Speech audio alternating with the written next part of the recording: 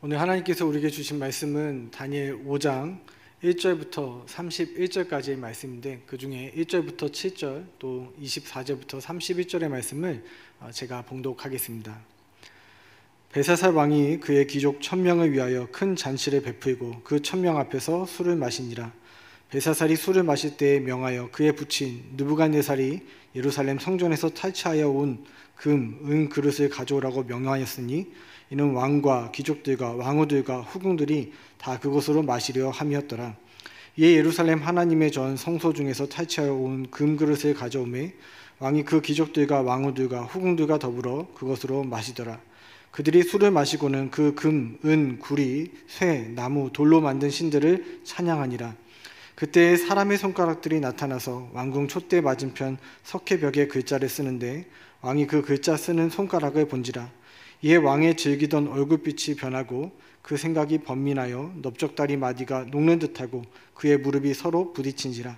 왕이 크게 소리질러 술객과 갈대아 술사와 점쟁이를 불러오게 하고 바벨론의 지혜자들에게 말하되, 누구를 막론하고 이 글자를 읽고 그 해석을 내게 보이면 자주색 옷을 입히고 금사슬을 그의 목에 걸어주리니 그를 나라의 셋째 통치자로 삼으리라 하니라.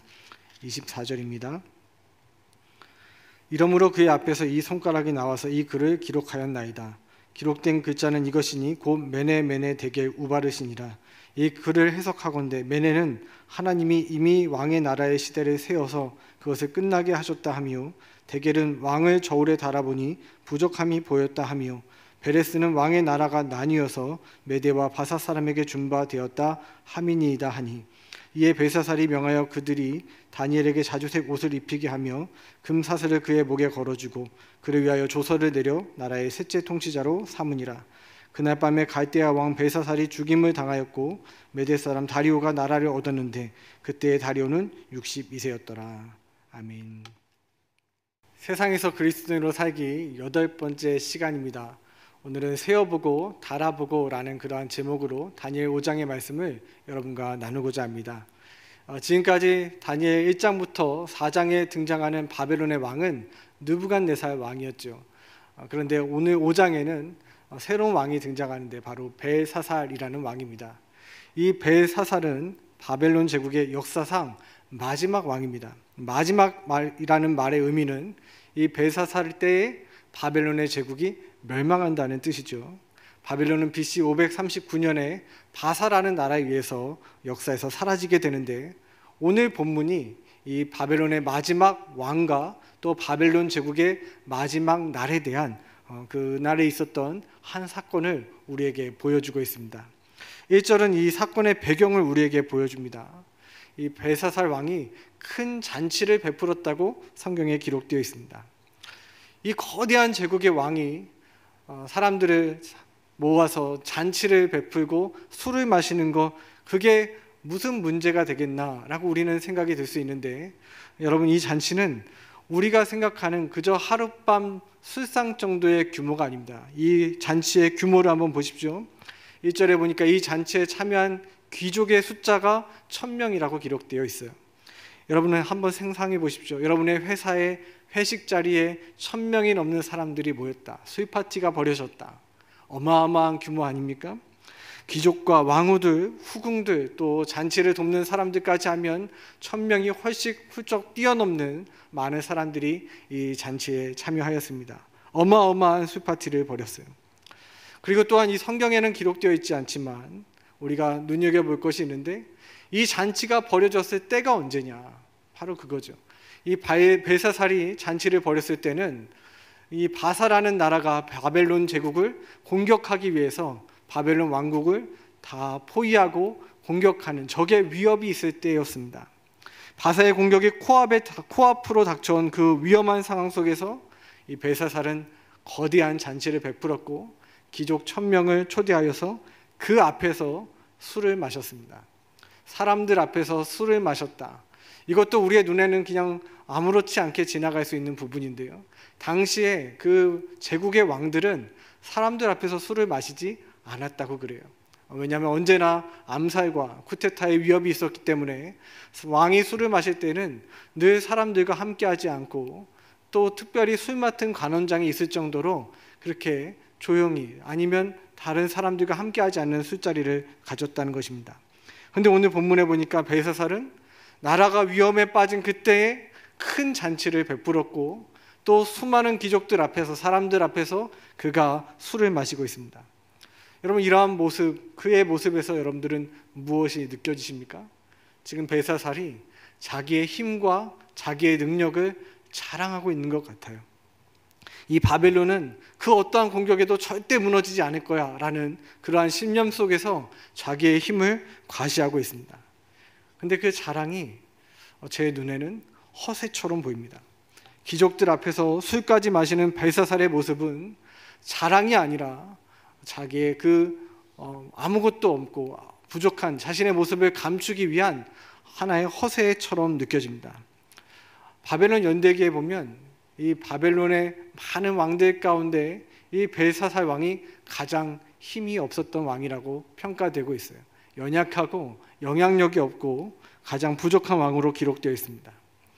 그리고 자세히 들여다보면 지금 이 바벨론의 왕은 벨사살 왕으로 이렇게 등장하고 있지만 실제적으로 이때에 바벨론의 실제적인 1인자가 있었는데 그게 바로 벨사살의 아버지 나보니두스라는 왕입니다.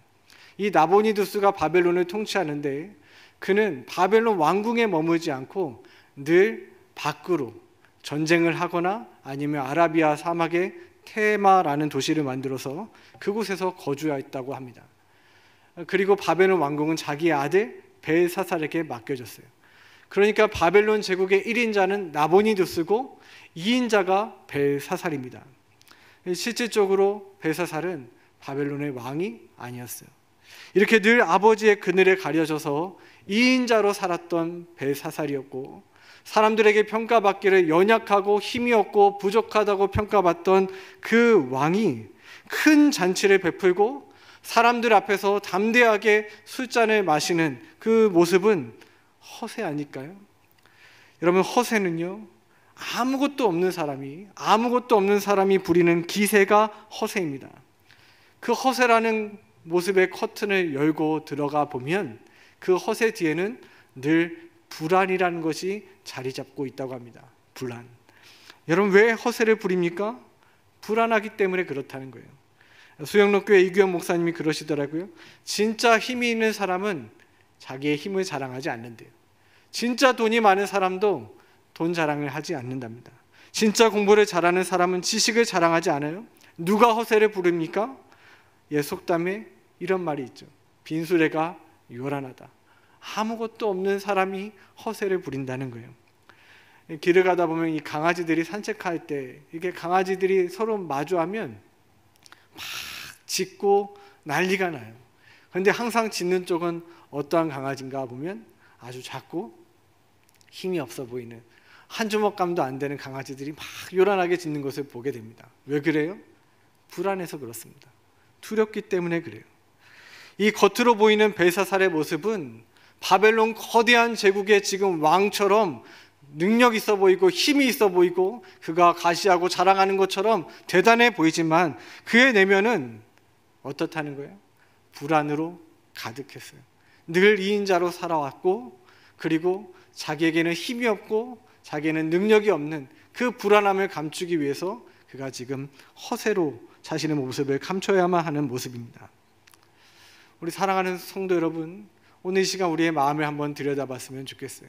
여러분의 마음은 안녕하십니까? 여러분의 마음은 평안하십니까? 언젠가 뉴스를 보니까 20대 청년들이 1억이 넘는 거대한 그러한 아주 비싼 고급 승용차를 몰면서 근데 그 차값을 갚기 위해서 아르바이트를 하고 컵라면을 먹는 그러한 사람들을 카푸어라고 하더라고요. 그러한 삶을 사는 것을 보았습니다. 허세와 허영이라는 가면을 쓰고 자기의 그 내면을 감추는 사람들이 많아요. 자신의 수입에 맞지 않는 고급차를 타면서 허세를 부리는 거 아닙니까?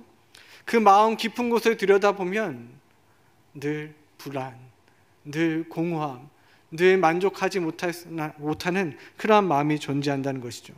평안을 잃어버린 마음, 세상의 그 어떤 것으로도 채워지지 않는 마음, 그것을 잘못 다스려서 나오는 모습이 바로 과장이고 포장이고 허세입니다.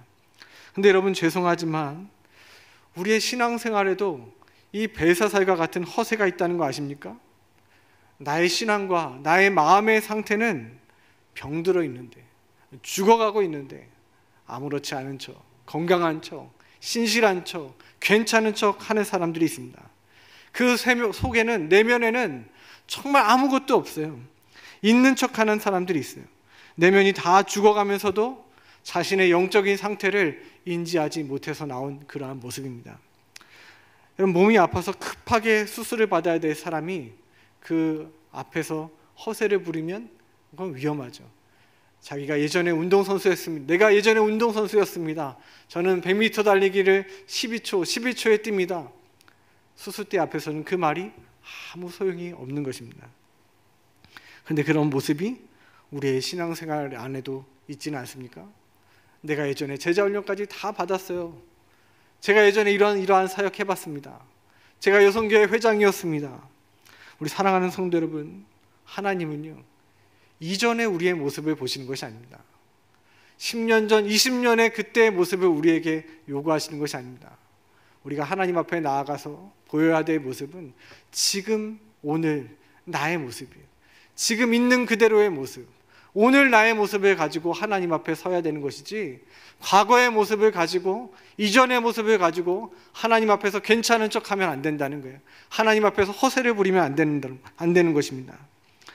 우리 사랑하는 성도 여러분, 겉으로는 건강해 보이지만 혹시 여러분들의 마음, 그 커튼 안에는 불안이 있지는 않습니까? 공허함이 있지는 않습니까?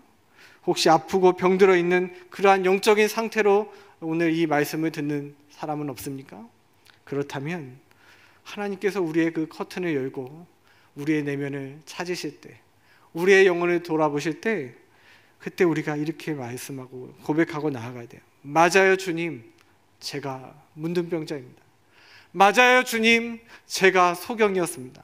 맞아요, 주님, 제가 안진뱅입니다. 제가 혈루증 여인입니다. 그렇게 우리의 있는 모습을 그대로 하나님 앞에 나아갈 때 하나님의 회복이 있고 치유가 있는 줄로 믿습니다. 벨사살은 그날 술을 마시면서 한 가지 명령을 내렸어요. 유다 땅 예루살렘 성전에서 탈취해온 그릇들을 가져오라고 한 것입니다. 이 느부갓네살 왕이 예루살렘 성전을 무너뜨릴 때 승리의 전리품으로 가져왔던 예루살렘 성전의 기물들이 있거든요. 그것을 바벨론 신전에 모셔두었습니다. 그걸 가지고 오라는 거예요.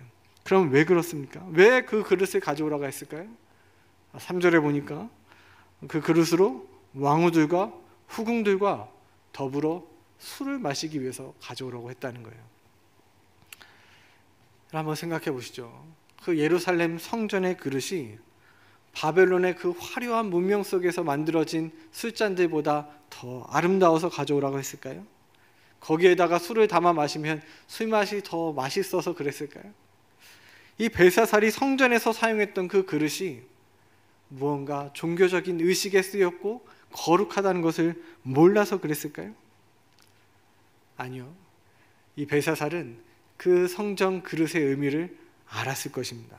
너무 잘 알았을 거예요. 알기에 가져오라고 한 것이죠. 그는 유다의 하나님을 의도적으로 조롱하면서 하나님을 모욕하고 있습니다. 하나님보다 자신이 더 높고 자기가 더 위대하다는 것을 보이기 위해서 그 성전의 그릇을 가져와 거기다 술을 따라 마시는 그러한 허세를 부리고 있는 것입니다. 그러면 이러한 질문이 들더라고요. 왜 하필 유다에서 가져온 성전 그릇에 술을 마셨을까? 이 바벨론 제국에는 유다뿐만이 아니라 수많은 여러 나라들의 그 민족들이 포로로 끌려와 있을 거 아닙니까? 그 나라에서 갖고 온 종교적인 그러한 그릇들이 참 많았을 텐데, 전리품들이 많았을 텐데 왜 벨사살은 꼭 집어서 예루살렘 성전의 그릇을 가져오라고 했을까? 한 가지 말씀이 생각나는데요. 4장의 마지막 절이 어떻게 끝났는지를 한번 보십시오. 그러므로 지금 나 느부갓네살 왕은 하늘의 왕을 찬양하며 신성하며 경배하노니 그의 일이 다 진실하고 그의 행하심이 의로우심으로 교만하게 행하는 자를 그가 능히 낮추심이라.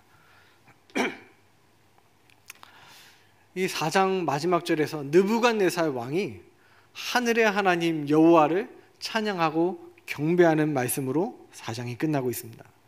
이 느부갓네살 왕은 바벨론의 초대 왕이고 가장 위대했던 왕으로 칭송받고 있는 그런 왕입니다.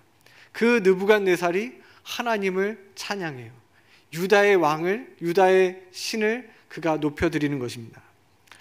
이 고백을 벨사살도 알았겠죠. 그도 들었습니다. 느부갓네살 왕이 하나님을 높였던 것을 그도 알았어요. 그렇기 때문에 그 유다 예루살렘의 성전의 기물들을 사용한 것입니다. 느부갓네살이 높였던 그 유다의 하나님을 지금 자기 발 아래에 둠으로 인해서 스스로 누구를 높이는 거예요? 벨사살 자기 자신을 높이는 거죠. 이 모욕적인 행동을 통해서 하나님의 이름을 깎아내리면서 그분의 이름을 모욕하면서 자기의 능력과 자기의 힘을 자랑하고 있는 것이죠. 이 벨사살은 이렇게 하나님을 모욕하고 조롱해도 그 전쟁에서 패배했던 유다의 신이 아무것도 못할 것이라고 생각을 했습니다. 그 여호와 하나님이 아무 일도 행할 수 없을 것이라고 믿었던 것 같아요.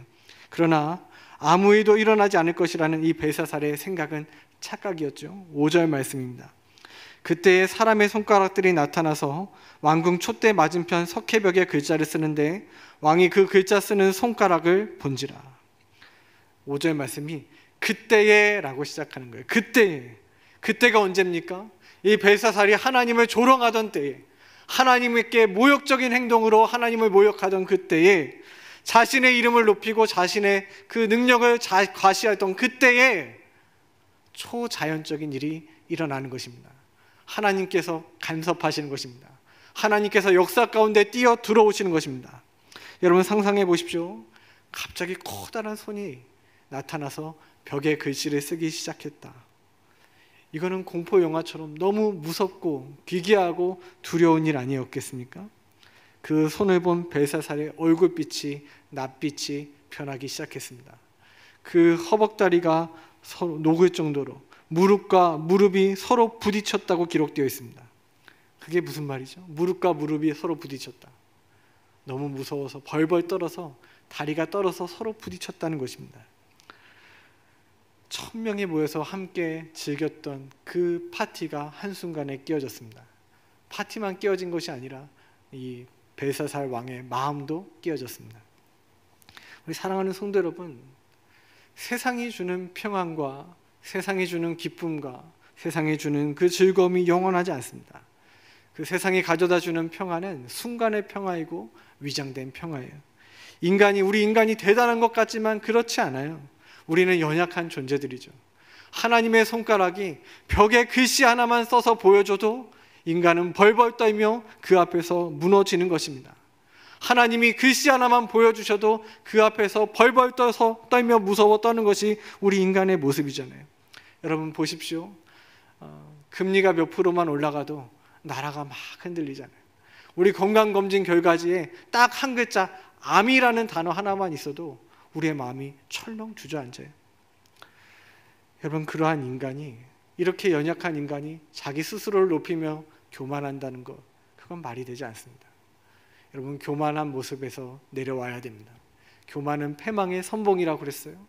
혹시나 내 삶 가운데 무언가 선한 열매가 주어진다면 그것을 갖고 교만할 것이 아니라 하나님을 높이고 찬양하는 저와 여러분 되기를 간절히 바랍니다.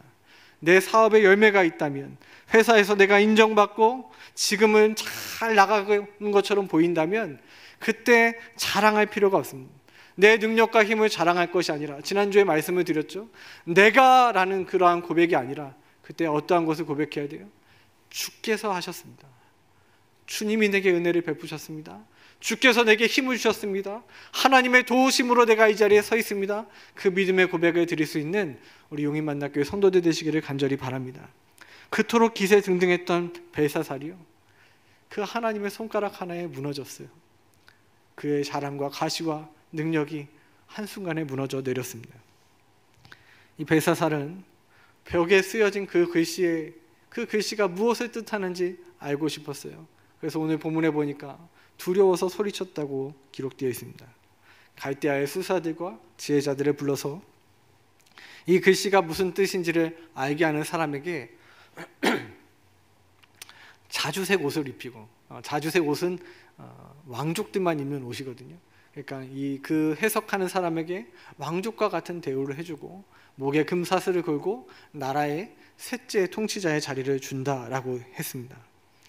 그러나 지금까지 늘 그랬던 것처럼 이 바벨론의 지혜자들이 그 글씨를 읽을 수도 없고 해석할 수도 없습니다. 왜 그렇습니까? 이 벽에 쓰여진 글씨는 인간의 생각과 지혜로 해석될 수 없어요. 왜요? 위로부터 내려왔기 때문에 그렇습니다. 하나님께서 쓰신 글씨이기 때문에 그래요. 하나님의 언어이기 때문에 이 땅의 지혜로는 그 하늘의 언어를 풀 수가 없는 것입니다. 우리 사랑하는 성도 여러분, 우리가 기억해야 될 것이 있어요. 하나님의 뜻을 깨달아 아는 것, 하나님의 계시를 아는 것, 하나님의 마음을 아는 것, 그거는 세상의 지식으로 되는 것이 아닙니다. 많은 학문으로 철학적인 지식이 있어서 그것을 알아가는 것이 아닙니다. 어떠한 사람이 하나님의 마음을 알고 하나님의 뜻을 알 수 있습니까? 성령의 조명하심이 있는 사람, 석사 박사 학위가 있어서 되는 게 아니라 성령이 깨닫게 해주셔서 빛으로 조명해 주셔서 하나님께서 우리에게 당신의 뜻을 보여주시는 사람, 그 사람이 하나님의 뜻을 깨닫게 되는 것입니다.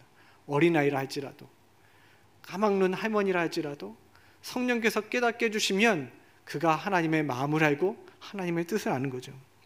하나님은요, 믿음으로 나오는 자들에게, 사모함으로 나오는 자들에게 당신의 얼굴을 보여주세요. 당신의 뜻을 깨닫게 해주세요. 공부를 잘하고 능력이 있고 지혜가 있고 석사, 학사, 박사 그러한 학위가 있어야 하는 것이 아니라 하나님께 사모함으로 나아가는 자에게. 그래서 하나님의 나라는 어떠한 나라예요? 이 하나님의 나라는 우리의 지각과 우리의 방법으로 이해하려고 하면 닫혀버리는 나라예요. 그러나 사모함으로 겸손히 하나님 앞에 나아갈 때 열려있는 나라인 줄로 믿습니다. 여러분, 교회 사역도 마찬가지입니다. 우리가 사역에 실패하는 이유가 뭐죠? 우리가 교회에서 사역을 하다가 시험에 들고 실패를 경험하고 넘어지는 이유가 무엇입니까? 대부분 우리의 인간의 방법과 우리의 힘으로 그 일을 해보려고 할 때, 그때 우리가 실패를 경험하게 됩니다. 여러분, 하나님의 일은 사람의 능력으로 되지 않아요. 사람의 지혜로 되지 않습니다. 인재가, 사람의 뛰어난 사람들, 인재들을 교회 곳곳에 배치한다고 사역이 잘 돌아가는 것이 아닙니다. 언제요?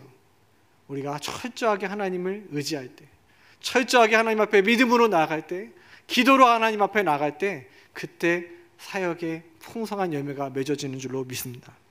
그래서 우리는 하나님 앞에 의지함으로 나아가고, 기도로 나아가고, 겸손함으로 나아가고, 사모함으로 나아가고, 하나님의 때와 방법을 신뢰하며 나아가야 하는 거죠. 그렇지 않고 우리의 경험과 우리의 지식과 예전에 이렇게 해봤잖아, 전통과 경험을 가지고 나아가면 그때는 그 실패할 수밖에 없어요. 실패를 경험하게 될 것입니다. 바벨론의 지혜자들이 왜 실패했는지 아십니까?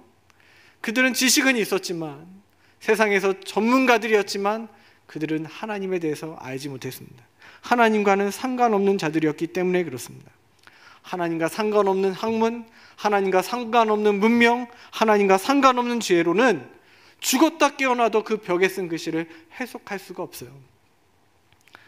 저는 두려운 마음이 있는데요, 제가 교회에서 사역을 하면서 내가 사역의 전문가가 되어지는 것이 두렵습니다. 오랫동안 그 사역을 하면 어느 순간부터는 그게 익숙해져요. 그 일이 나에게 쉬워집니다. 전문가가 되어버려요. 그러나 그 마음에, 그 중심에 하나님을 향한 마음이 없다면, 사역의 전문가는 되었을지 몰라도 그 사람을 통해서 하나님은 일하시지 않을 것입니다. 그것이 두려워요.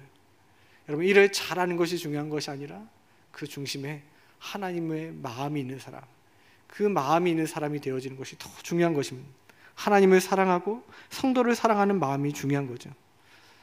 완전히 축복하기는 저와 여러분들이 전문가가 아니라 다니엘처럼 그 주의 영이 함께하는 우리 모든 용인 만나 성도들 되시기를 주님의 이름으로 축복합니다. 이 바벨론의 지혜자들이 그 글씨를 해석할 수 없을 때 한 사람이 등장해요. 그게 바로 다니엘이죠. 다니엘이 등장합니다. 다니엘이 주전 605년에 포로로 끌려왔는데 지금은 539년이니까 이제 그의 나이가 지긋한 노인이 되어서 한 80대 노인이 된 다니엘이 벨사살 왕 앞에 섰습니다. 이 벨사살이 지금 방금 전까지 유다의 하나님을 모욕했는데, 여러분 보십시오. 전세가 완전히 역전되었어요. 이제 왕이 다니엘에게 유다에서 끌려온 포로에게 이 글씨가 뜻하는 바를 물어야 되는 그러한 상황에 처하게 되었습니다. 다니엘이 벽에 쓰인 글씨를 이 왕에게 깨닫게 하는데 그 전에 한 사람에 대한 이야기를 하죠. 5장 22절부터 23절의 말씀을 제가 한번 읽겠습니다. 벨사살이여, 왕은 그의 아들이 되어서 이것을 다 알고도 아직도 마음을 낮추지 아니하고 도리어 자신을 하늘의 주제보다 높이며 그의 성전 그릇을 왕 앞으로 가져다가 왕과 귀족들과 왕후들과 후궁들이 다 그것으로 술을 마시고 왕이 또 보지도 듣지도 알지도 못하는 금, 은, 구리, 쇠와 나무, 돌로 만든 신상들을 찬양하고 도리어 왕의 호흡을 주장하시고 왕의 모든 길을 작정하시는 하나님께는 영광을 돌리지 아니한지라. 여기서 우리가 주목해야 될 문장이 있는데요. 왕이요, 왕은 그의 아들이 되어서 이것을 다 알고도 라는 말씀입니다. 왕은 이것을 다 알고도, 이것이 무엇입니까? 그 느부갓네살이 교만하여서 그가 7대 동안 짐승처럼, 들짐승처럼 버려졌던 것을 그가 다 알고도 자신의 교만을 꺾지 않았다는 거예요. 느부갓네살의 그 교만함 때문에 심판받았던 것을 다 보고 그는 알았어요. 모르지 않았습니다. 잘 알았어요. 그런데도 그는 자신을 낮추지 않았다는 것입니다. 그럼 여러분 왜 그랬을까요? 이 벨사살은 하나님을 두려워하지 않았습니다. 우리 사랑하는 성도 여러분, 우리도 마찬가지. 여러분, 인간이 왜 죄를 짓습니까? 인간이 왜 하나님으로부터 멀어집니까? 이렇게 살면 안 되는 것을 몰라서 그렇습니까? 죄 지으면 안 된다는 것을 몰라서 그래요? 아니잖아요. 이것을 다 알고도 우리가 죄 가운데 거하는 것은 하나님을 두려워하지 않기 때문입니다. 보이지 않는다고, 그분의 존재가 느껴지지 않는다고, 그분이 아무것도 나에게 하실 수 없는 분처럼 대하고 있다면 그것은 큰 착각입니다. 큰 죄악입니다. 눈에 보이지 않는다고 하나님을 인식하지 못하고 살아가는 사람들이 많아요. 여러분, 그 결과가 무엇입니까? 다니엘이 그 벽에 쓰여진 글씨를 해석해 주는데요, 그 글씨가 벨사살이 맞이한 결과입니다. 제가 읽어볼게요. 이러므로 그의 앞에서 이 손가락이 나와서 이 글을 기록하였나이다. 기록된 글자는 이것이니 곧 메네 메네 데겔 우바르시니라. 그 글을 해석하건대 메네는 하나님이 이미 왕의 나라의 시대를 세워서 그것을 끝나게 하셨다 하며, 데겔은 왕을 저울에 달아보니 부족함이 보였다 하며, 베레스는 왕의 나라가 나뉘어서 메대와 바사 사람에게 준바되었다 함이니이다 하니. 말씀 그대로 하나님께서 이 벨사살을 세어보고 달아보셨습니다. 하나님께서 그의 인생을 세어보고 달아보셨어요. 저희 교회 주차장에 이 교육관 공사가 계속해서 진행 중에 있는데, 이 공사를 할 때 나가서 보니까 공사하시는 그 인부들이 늘 손에 들고 다니는 게 있거든요. 그게 바로 줄자입니다. 나무를 자를 때도 목수가 줄자를 가져다 대고 무언가 측정을 하더라고요. 전기 공사를 할 때도, 등을 달 때도 그 일하시는 분이 줄자로 수치를 재더라고요. 늘 줄자로 재는 거예요. 왜요? 거기에 맞지 않으면 또 자르거나 붙이거나 해야 되는 거죠. 이처럼 하나님께서 저와 여러분의 삶을 세워보고 달아보고 계세요. 우리 하나님은 역사 가운데 아무것도 안 하시는 분이 아닙니다. 우리는 하나님이 지금 나에게 아무것도 안 하시는 것처럼 착각하는데, 아니요, 하나님이 우리를 헤아려 보고 계신다는 거예요. 여러분들의 인생을 하나님이 헤아려 보고 계십니다. 세워보고 계시고 달아보고 계세요. 여러분, 우리의 인생을 헤아리고 계시는 하나님이십니다. 우리의 말과 우리의 행동과 우리의 마음을, 우리가 어떠한 마음으로 살아가고 있는지를 전부 다 세어보고 달아보시는 하나님이시죠. 여기서 이 설교를 통해서, 우리가 이 오늘 말씀을 통해서 우리가 정죄함을 갖고 돌아갈 것이 아니라 하나님의 마음을 알았으면 좋겠습니다. 우리의 인생을 헤아리고 세워보시는 하나님의 마음은 무엇일까요? 하나님은 어떠한 마음으로 우리의 인생을 세워보고 계신 거죠? 저희 둘째 아들이 저에게 자주 부탁하는 게 있거든요. 제가 퇴근하고 집에 가면, 아빠 와서 나 키 좀 재줘. 키를 재달라고 부탁을 해요. 자기 키를 재달라는 것입니다. 왜냐하면 이 120cm를 넘어야 에버랜드의 그 범퍼카를 탈 수 있기 때문에 그래요. 그 범퍼카를 예전에 형은 타고 자기는 타지 못했던 그 일이 마음에 좀 속상함이 있었던 것 같아요. 서운함이 있었던 것 같아요. 그래서 저에게 120cm가 넘는지 재달라고 하는 거예요. 그러면 제가 키를 재주거든요. 벽에 쓰라고 하고 머리부터 발끝까지 키를 재주는데 이 손바닥으로 키를 재줍니다. 한 뼘, 두 뼘, 세 뼘. 근데 그때 제가 어떤 마음으로 키를 재는지 아십니까? 이렇게 재요. 제발 넘어라. 제발 넘어라. 120cm 제발 넘어라. 그러한 마음으로 제가 아들의 키를 재고 있더라고요. 여러분, 하나님께서 우리의 인생을 세어보고 달아보실 때 그때 하나님의 마음은 어떠한 마음일까요? 제발 넘어라. 제발 넘어라. 그게 하나님 아버지의 마음 아니실까요? 하나님은 우리가 잘하기를 원하세요. 우리가 그 기준을 넘기를 원하세요. 부족하기를 원치 않으세요. 하나님께서 그 벽에 메네 되게 우바르시라고 쓰실 때 그때 하나님의 마음이 즐거우셨을까요? 벨사살의 모습을 보며 통쾌하셨을까요? 너 이제 심판받을 거야. 통쾌한 마음으로 그 글을 쓰신 것이 아니라 하나님의 그 쓰는 손가락은 아픈 손가락이죠. 그 심판의 메시지를 하나님의 쓰는 그 편지는 슬픔의 편지 아니겠습니까? 사랑하는 성도 여러분, 하나님께서 우리의 인생을 세어보시고 달아보신 후에 그때 우리에게 메네 되게 우바르신 그 글을 쓰시는 것이 아니라 잘하였도다, 착하고 충성된 종아, 그 하나님의 그 평가가, 하나님의 말씀이 우리에게 들려지기를 주님의 이름으로 축복합니다. 오늘 이 말씀을 통해서 이 말씀을 듣는 모든 사람들에게, 저와 여러분에게 하나님은 또 기회를 주고 계세요. 이 벨사살의 모습을 타산지석 삼아서 우리가 다시금 돌이키고 회개해야 될 것이 있어요. 하나님 우리에게 기회를 주시는데 어떤 기회입니까? 우리의 삶을 돌이킬 기회예요. 그 교만한 자리에서 내려올 기회예요.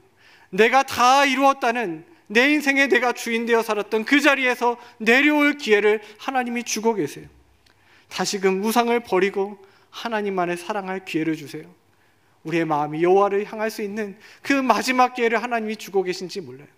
여러분, 이 말씀을 그냥 흘려듣지 마십시오. 메네 되게 우바르신이라는 그 평가, 그 손가락이 우리에게 쓰여지지 않기를 간절히 바랍니다. 이사야 55장의 말씀 이렇게 기록되어 있어요. 너희는 여호와를 만날 때, 만한 때에 찾으라. 가까이 계실 때에 그를 부르라. 악인은 그의 길을, 불의한 자는 그의 생각을 버리고 여호와께로 돌아오라. 그리하면 그가 긍휼히 여기시리라. 우리 하나님께로 돌아오라. 그가 너그럽게 용서하시리라. 우리 사랑하는 성도 여러분, 하나님을 만날 만한 때에 찾으십시오. 그분이 내 앞에 가까이 계실 때에, 나를 바라보고 계실 때에, 나를 긍휼히 여기실 때에 그분 앞에 더 가까이 나갈 수 있는 저와 여러분 되기를 간절히 바랍니다. 기회가 영원하지 않아요. 하나님이 우리를 세어보고 달아보고 계세요. 그 하나님의 평가 앞에 우리가 잘하였도다, 착하고 충성된 종아, 그 말씀 들을 수 있는 우리 용인 만납교회 모든 성도들 되시기를 주님의 이름으로 축복합니다. 제가 기도하겠습니다. 사랑해 주님, 하나님, 우리의 인생은 참 연약하고 부족한데 우리는 이것이 나의 힘으로 되었다고, 나의 능력으로 되었다고 자랑과 교만과 허세의 자리에 있지는 않습니까?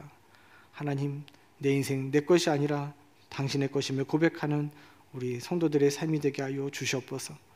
하나님, 하나님께서 우리를 세워보고 달아보실 때 부족한 자들이 아니라, 연약한 자들이 아니라, 모자란 자들이 아니라 하나님께서 바라보실 때 다윗처럼, 요셉처럼, 다니엘처럼 하나님 마음에 합한 자들 되게 하여 주시옵소서. 우리가 여호와께로 돌아갑니다. 교만의 자리에서 우리의 삶을 돌이킵니다. 하나님께서 우리에게 사랑의 기회를 주시고 긍휼의 기회를 주실 때 하나님 앞에 나아가는 우리 성도들의 삶이 되게 하여 주셔서 우리의 삶 오직 주와 동행하며 주님을 사랑하는 삶이 되게 하여 주옵소서. 감사하며 우리 구주 예수님의 이름으로 기도드렸나이다. 아멘.